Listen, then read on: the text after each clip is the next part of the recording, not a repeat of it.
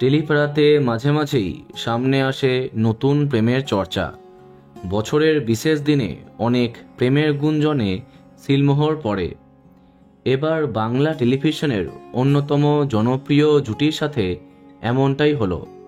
মোহর এক্কা দোক্কা পরস্পর জনপ্রিয় ধারাবাহিকে জুটি বেঁধেছেন প্রতীক সোনামণি। তাদের ঘনিষ্ঠ বন্ধুত্ব কারো চোখ এড়িয়ে যায়নি।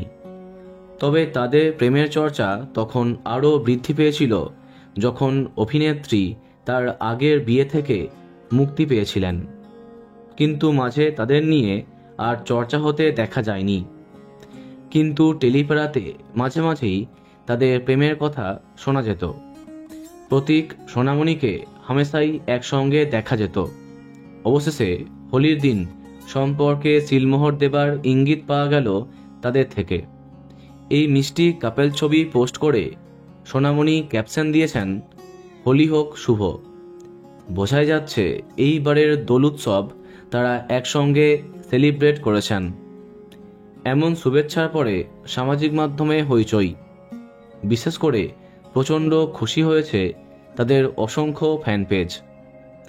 তাহলে কি এর মাধ্যমে তাদের চর্চিত প্রেমে সিলমোহর দিয়েই দিলেন প্রতীক সোনামণি? তো বন্ধুরা, এই বিষয়ে তোমার কি মন্তব্য কমেন্টে জানাতে পারো। আর এই রকমের আরও অনেক ভিডিও পেতে সাবস্ক্রাইব কারেন্ট বস। ধন্যবাদ।